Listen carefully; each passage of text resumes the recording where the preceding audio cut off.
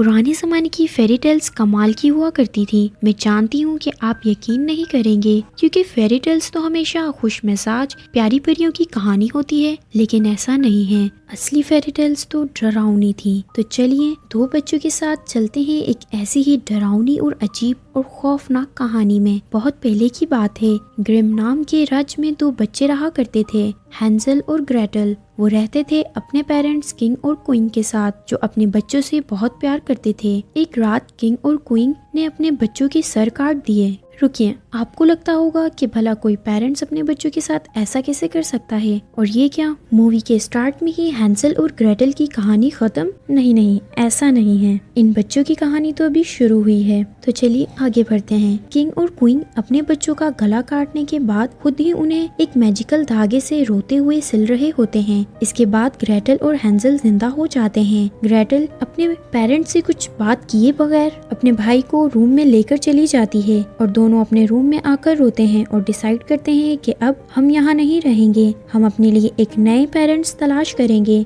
जो हमसे बहुत प्यार करेंगे। ग्रेटल और हैंसल के घर भाग जाने के बाद उनके रूम में एक आदमी आता है। अब आप सोच रहे होंगे कि ये आदमी कौन है, तो इस बात का राज जानने के लिए आपको थोड़ा इंतजार करना होगा और साथ ही साथ मूवी को एंड तक भी देखना होगा। तो डर से सहमे हुए दोनों बहन भाई गाँव से बाहर आ रहे होते हैं। ग्रेटल अपने बैग से एक मैप निकालती है जिसमें मिसेस बेकर के घर तक जाने का रास्ता होता है। मिसेस बेकर ग्रेटल और हैंसल के लिए महल में केक और बिस्किट लाया करती थी, तो वो डिसाइड करते हैं कि अब हम मिसेस बेकर के घर जाएंगे। रात में वो दोनों थोड़ा आराम करने के लिए एक जंगल में रुक जाते हैं, जहाँ वो जंगली भेड़ियों से बचते हुए एक किसान से मिलते हैं जो इन दोनों को मिस बेकर के घर का रास्ता बताता है। फिर ग्रेटल और हैंसल जंगल को पार करते हुए एक कैंडी और केक से बने हुए घर तक पहुँच जाते हैं, जहाँ से एक लेडी बाहर आती है जो कहती है कि मुझे बच्चे बहुत पसंद है, तुम अंदर आ जाओ, तुम्हें भूख लगी होगी। इस बात से बेखबर ग्रेटल और हैंसल कि वो औरत बच्चों को केक और कैंडीज का लालच देकर उन्हें खा जाती है। वो औरत ग्रेटल और हैंसल को बहुत सारा खाना खिलाती है, जिससे हैंसल और ग्रेटल बहुत सुस्त हो जाते हैं। सुबह वो औरत हैंसल से कहती है कि मुझे किचन में तुम्हारी मदद चाहिए। फिर वो हैंसल को ओवन में बिठा देती है और कहती है कि ओवन जब गर्म हो जाए तो मुझे बता देना।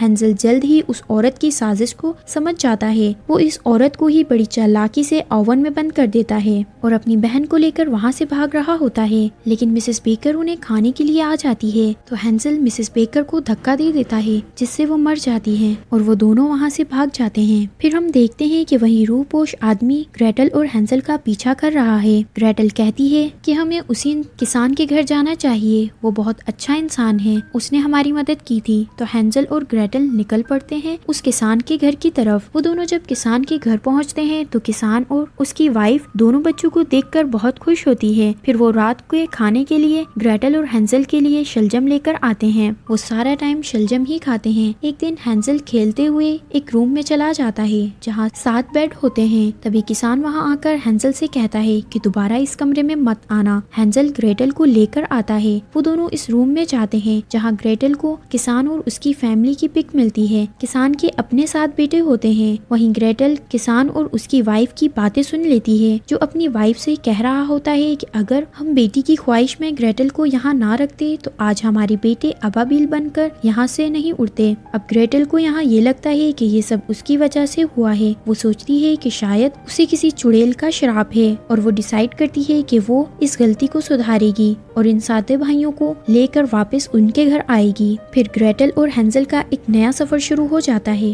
रात में ग्रेटल एक नदी के पास बैठकर रो रही होती है और कहती है कि मैं इन 7 अबाबिल को कैसे ढूंढूंगी। तभी नदी में मैजिकल स्टार ग्रेटल को दिखाई देते हैं, जो उसे बताते हैं कि हमारे पास वो अबाबिल आए थे अपनी परेशानियों से पीछा छुड़वाने के लिए, तो हमने उन्हें एक मीनार में बंद कर दिया जो क्रिस्टल पहाड़ के ऊपर है, एक खुफिया दरवाजे के पीछे, जिसे खोलने के लिए तुम्हें एक पहेली का जवाब देना होगा। मैं काली हूँ और रात में मर जाती हूँ और सुबह होते ही मैं फिर जिंदा हो जाती हूँ और पहेली सुलझाने के बाद तुम्हें उस दरवाजे को खोलने के लिए इस जादुई हड्डी की जरूरत होगी। फिर हैंजल और ग्रेटल उन 7 अबाबिलों को ढूंढने के लिए मुश्किल रास्ते पर निकल पड़ते हैं, पथरीली चट्टानों को पार करते हुए, तपते हुए रेगिस्तान से और दलदल से गुजरते हुए। आखिरकार कई सफर के बाद वो क्रिस्टल पहाड़ के नीचे पहुंच ही गए, जहां क्रिस्टल और हैंजल अब पहले से बड़े हो गए थे। पहाड़ चढ़ते हुए ग्रेटल के बैग से वो हड्डी गिर जाती है। जब वो दोनों पहाड़ पर पहुंच जाते हैं तो ग्रेटल दरवाजा खोलने के लिए जब अपने बैग से वो हड्डी देखती है तो उसे वो हड्डी नहीं मिलती, जिस पर ग्रेटल बहुत रोती है। लेकिन वो कहती है कि मैं हार नहीं मान सकती, और वो अपने हाथ की उंगली काट लेती है और वो अपने हाथ की उंगली से वो दरवाजा खोल लेती है, जिसमें वो 7 अबाबिल बाहर आते हैं और ग्रेटल उनसे माफी मांगती है। लेकिन वो अबाबिल कहते हैं कि इसमें तुम्हारी कोई गलती नहीं, हमारे डैड ने हमें तुम्हारे नहाने के लिए कुएं से पानी भरने के लिए कहा था, क्योंकि उन्हें एक बेटी चाहिए थी, इसलिए वो तुम्हें इतना प्यार करते थे। और पानी ना भरने पर उन्होंने हमसे कहा कि तुम बेकार बेटों से तो अच्छा है कि तुम अबाबिल बन जाओ और यहाँ से उड़ जाओ। तो हम अबाबिल बन गए। ये सब सुनकर ग्रेटल बहुत गुस्सा होती है और कहती है कि मैं बड़ी बेवकूफ हूँ, मैंने तुम्हें बचाने के लिए इतना खतरनाक सफर तय किया और अपनी उंगली भी काट ली। वो सातों भाई कहते हैं कि हमें माफ कर दो और तुम हमारे साथ घर चल सकते हो, लेकिन ग्रेटल कहती है कि हम तुम्हारे साथ कहीं नहीं जाएंगे। और वो दोनों फिर से निकल पड़ते हैं अपने लिए एक नया घर और नई फैमिली तलाश में। जहाँ वो दोनों एक जंगल से गुजरते हैं, वहाँ उन्हें एक बोलता हुआ पेड़ मिलता है जो ग्रेटल और हैंजल से कहती है कि मेरा नाम है दिलजी बीजी और मैं हूँ इस जंगल की रक्षक। हैंजल उस पेड़ से कहता है कि क्या हम यहाँ रह सकते हैं? तो वो पेड़ कहती है तुम जब तक चाहो यहाँ रह सकते हो मेरे पुत्र, लेकिन इस जंगल में रहने का एक कानून है कि जितना ही जरूरत हो बस उतना ही लो। ग्रेटल और हैंजल जल्द ही उस जगह पर अपना एक छोटा सा घर बना लेते हैं, लेकिन हैंजल बीजी की वो बात भूल जाता है और वहाँ पर जानवरों का शिकार करने लग जाता है और जरूरत से ज्यादा शिकार करता है और जल्द ही वो एक खौफनाक भेड़िए में बदल जाता है। अपने भाई की हालत देखकर ग्रेटल उसी पेड़ के पास जाती है जो ग्रेटल से कहती है कि तुम्हें अपने भाई का दिल तोड़ना होगा, तुम्हें उसे अकेला छोड़ना होगा और उससे दूर रहना होगा, यही बस एक रास्ता है तुम्हारे पास। तो ग्रेटल कहती है कि नहीं, मैं ऐसा नहीं करूँगी, मेरा हैंजल के अलावा इस दुनिया में और कोई नहीं है। तभी वहाँ फिर से वही रूपोश आदमी आता है जो उस पेड़ से ग्रेटल और हैंजल के बारे में पूछता है और अंदर जाने की इजाजत मांगता है, लेकिन वो पेड़ उस रूपोश को अंदर जाने नहीं देती। दूसरी तरफ हैंजल अब पूरी तरह से एक भेड़िया बन गया था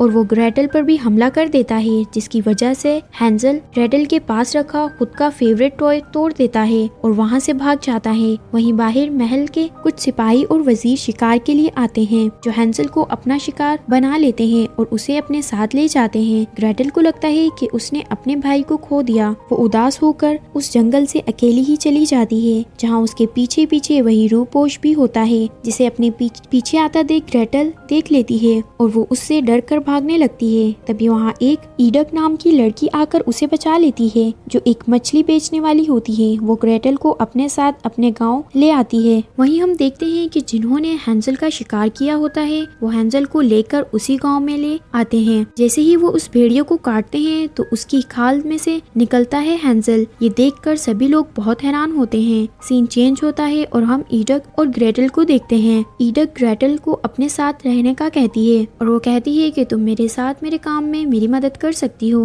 ग्रेटल उसकी बात मान लेती है। दूसरी ही तरफ हम हैंजल को देखते हैं जिसे लॉर्ड मास्टर एक अच्छा लड़का बना देता है और अपने साथ ही रहने का कहता है। दोनों बहन भाई एक दूसरे के ही बारे में सोच रहे होते हैं और दुखी होते हैं, लेकिन आप तो जानते हैं कि वक्त के साथ दुख कम हो जाता है और ऐसा ही ग्रेटल के साथ हुआ। एक दिन उनकी शॉप में आया एक हैंडसम सा लड़का, जिसे देखकर ग्रेटल उसका बताया हुआ सामान उसे देने लगती है और जाते हुए वो ग्रेटल को खाने के लिए इनवाइट करता है। सुबह ग्रेटल और ईडक साथ में काम पर जाते हैं। ईडक ग्रेटल से कहती है कि हमारे गाँव में एक फेस्टिवल होता है और तुम्हें मालूम है कि लॉर्ड मास्टर ने तुम्हारी ही उम्र का एक लड़का गोद लिया है, क्या पता तुम उससे मिल सको। तो ग्रेटल कहती है कि मुझे किसी से नहीं मिलना, जिस पर ईडक कहती है कि हाँ, तुम्हारा दिल तो एक खास नौजवान पर आया है, वैसे वो है ही इतना हैंडसम। अब शाम में ग्रेटल उसी नौजवान की पार्टी में जाने के लिए तैयार हो जाती है। तो ईडक ग्रेटल को अकेले जाने से मना करती है, लेकिन ग्रेटल गुस्से में वहाँ से अकेले ही चली जाती है। और इसी के साथ हमारी मूवी का ये पार्ट यही खत्म होता है। तो मिलते हैं इसी मूवी के नेक्स्ट पार्ट के साथ, तब तक के लिए अल्लाह हाफिज।